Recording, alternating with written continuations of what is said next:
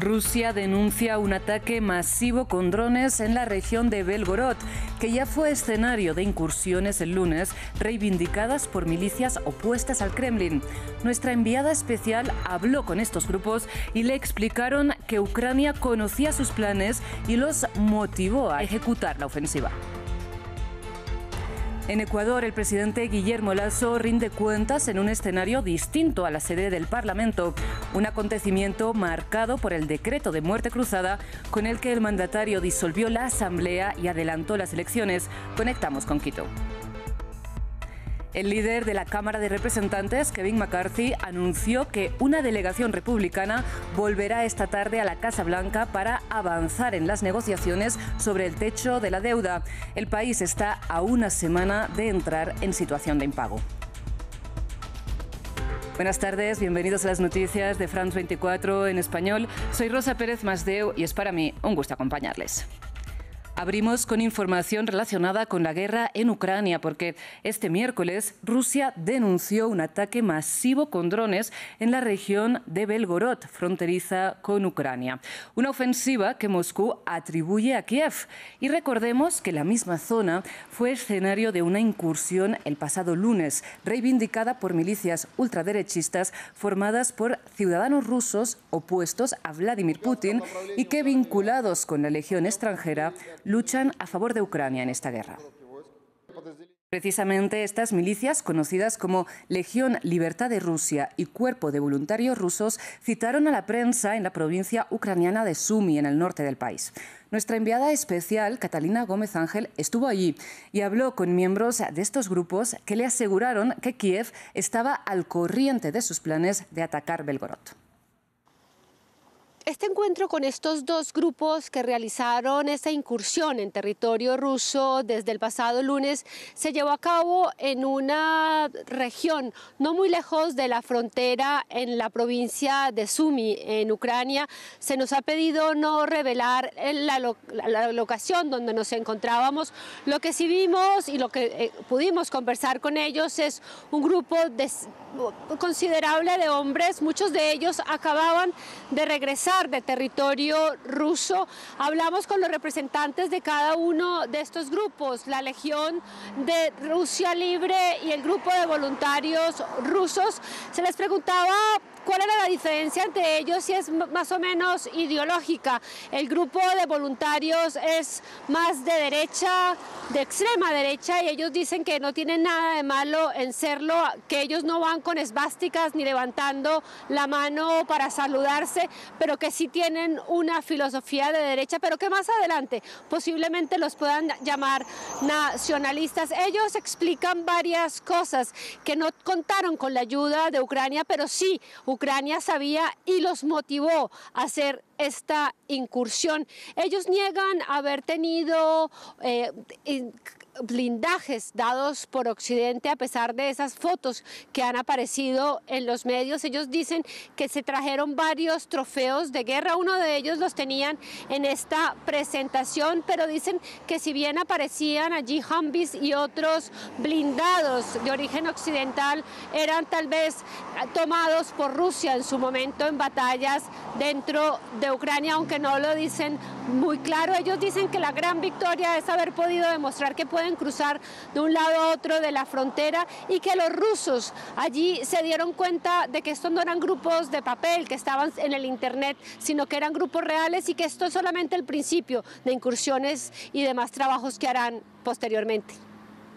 Y por otro lado, el líder del grupo Wagner, Yevgeny Prigozhin, declaró que 20.000 de sus mercenarios han muerto en la batalla de Bakhmut, la más larga de esta guerra. Y de los 20.000 muertos, 10.000 eran convictos reclutados en cárceles rusas. Necesitamos prepararnos para una guerra dura. ¿Qué debemos hacer en esta guerra para no enojar a Rusia? Porque ahora estamos en condiciones de enojar a Rusia. Ese es el problema principal. Necesitamos imponer la ley marcial. Lamentablemente debemos declarar nuevas oleadas de movilización. Durante la ley marcial debemos transferir todas las instalaciones posibles para producir municiones. Vamos ahora a Israel, donde el Parlamento aprobó el presupuesto del Estado para los próximos 2 años, lo que incluye un aumento de la financiación para escuelas y seminarios de la comunidad ultraortodoxa. Veamos los detalles de la nueva ley de finanzas en el siguiente informe de Juan Pablo Lucumí. Una sesión maratónica que inició el martes y terminó en la mañana de este miércoles. Con 64 votos a favor y 56 en contra, el gobierno israelí logró la aprobación del presupuesto estatal para 2023 y 2024. El primer ministro Benjamín Netanyahu celebró. Estamos sorprendiendo en la economía, estamos aprobando un presupuesto responsable, un presupuesto que se mantiene dentro del marco, un presupuesto que recibe elogios también de las agencias calificadoras. Tengo un último mensaje para nuestros amigos de la oposición. No creen falsas expectativas. Este gobierno cumplirá los 4 años de su mandato. Mientras al interior del Parlamento se discutía la extensa lista de objeciones de la oposición, liderada por Yair Lapid, a las afueras, distintos sectores sociales protestaron en contra de la medida. Este presupuesto es en realidad una culminación y el siguiente paso a la reforma corrupta en el sistema judicial. Está enteramente dedicado a propósitos que no servirán de nada para promover el crecimiento y desarrollo de Israel en el futuro. Y es que de los 270.000 millones de dólares del presupuesto, al menos 4.000 millones serán destinados en fondos para partidos ultraortodoxos y procolonos, como los aumentos para que los hombres ortodoxos estudien a tiempo completo en seminarios religiosos en lugar de trabajar o servir en el ejército, así como un aumento del 50% en las inversiones a escuelas ultraortodoxas, que son ampliamente criticadas por no enseñar a los estudiantes habilidades como matemáticas e inglés, necesarias para el sector laboral moderno. Vamos ahora a Ecuador, porque en medio de la crisis política desatada por el mecanismo de muerte cruzada, el presidente Guillermo Lasso rinde cuentas de su último año en la presidencia en un auditorio de Quito, la capital del país. Allí se encuentra precisamente nuestro enviado especial, Rodrigo Sedano. Rodrigo, buenas tardes para usted. Este lugar donde usted se encuentra y donde tiene lugar este acto no es el emplazamiento habitual de este tipo de acontecimientos, ¿no? Pues así es, Rosa, buenos días también para ti. Estamos, como bien decías, en un auditorio del barrio Quitumbe, en el sur del país, del sur de la capital, Quito, un barrio popular de aquí de la ciudad, y no es el lugar habitual. Este discurso habría tenido que haberse dado en la Asamblea, pero precisamente se encuentra cerrada tras esa declaración de muerte cruzada del presidente Guillermo Lasso. Un Guillermo Lasso que ha empezado el discurso recordando la batalla de hace 200 años de Pichincha, que dio lugar al inicio de la independencia del Ecuador. La ha comparado y además ha hecho una dura crítica a la oposición, a quien ha dicho que han intentado llevar los afanes golpistas al país.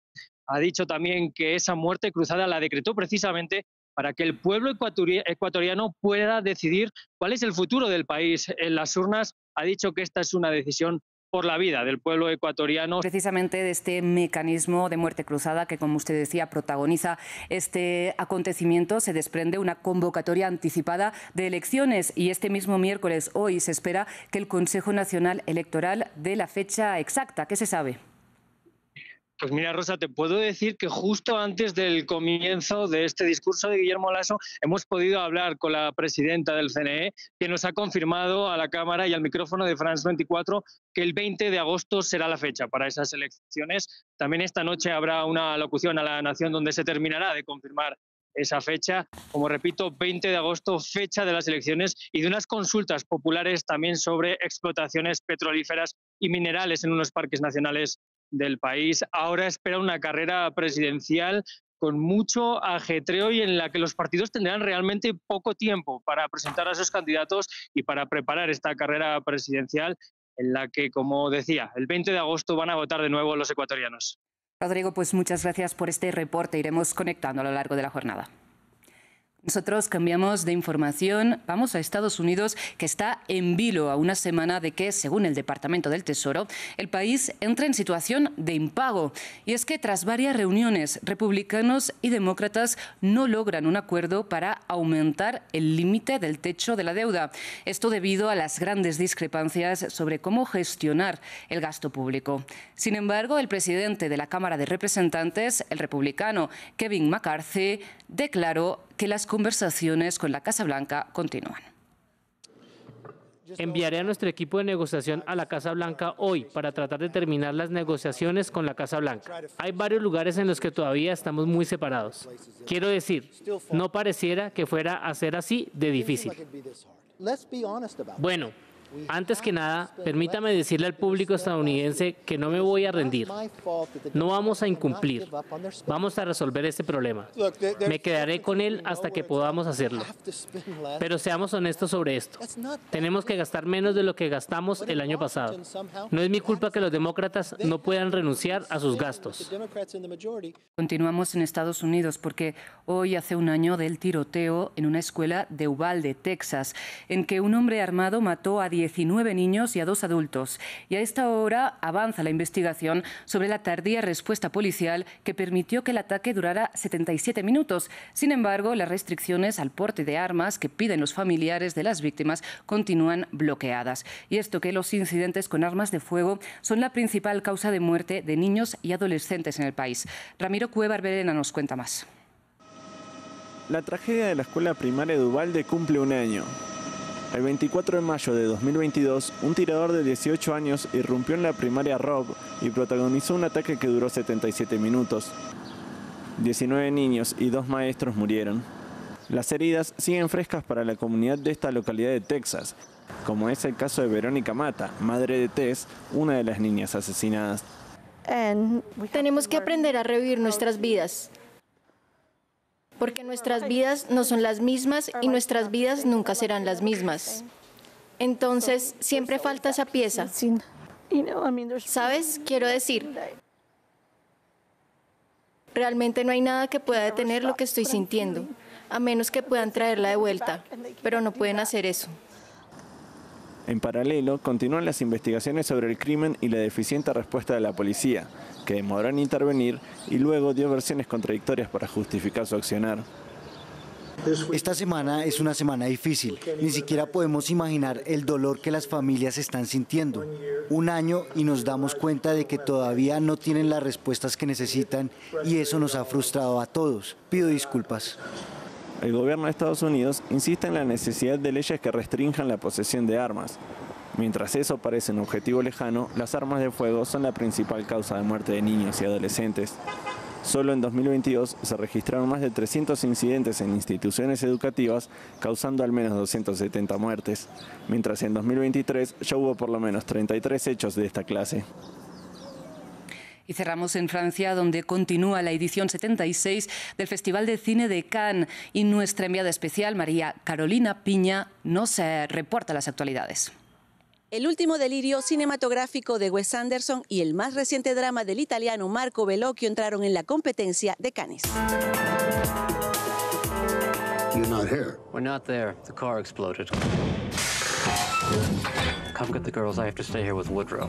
I'm not the chauffeur. I'm the grandfather. Where are you? Asteroid City, Farm Route 6, mile 75. El excéntrico Wes Anderson regresó a la alfombra roja de Cannes con la última locura de su autoría. Asteroid City es una fábula de extraterrestres y niños científicos en un desierto de colores chillones. Now there's an alien. What's happening now? I don't know. I don't like the way that guy looked at us. El 11º largometraje de Wes Anderson lleva su sello inconfundible, una estética precisa, movimientos laterales de cámara, humor ácido y una buena dosis de situaciones absurdas. Las películas de Wes Anderson están plagadas de estrellas de alto calibre y así es Asteroid City. Tom Hanks, Scarlett Johansson, Tilda Swinton, Margot Robbie, Maya Hawke eran tantos que llegaron en un autobús al estreno de la película en el Palacio de los Festivales de Cannes. Did I say yes? You didn't say anything. I meant yes. My mouth didn't speak. El italiano Marco Bellocchio trajo a la competencia de Cannes un drama histórico sobre el secuestro de un niño judío por el Vaticano en el siglo XIX. Rapito, el secuestro narra la verdadera historia de Edgardo, un niño judío de 6 años arrancado a su familia por la iglesia, luego de que una de las sirvientas de la casa lo bautizara en secreto cuando era un bebé. Bellocchio intenta ganar la Palma de Oro con este drama sobre la crueldad del Vaticano, un caso que tomó dimensiones políticas y que llevó a la comunidad judía internacional a desafiar a la iglesia. Hasta aquí las noticias.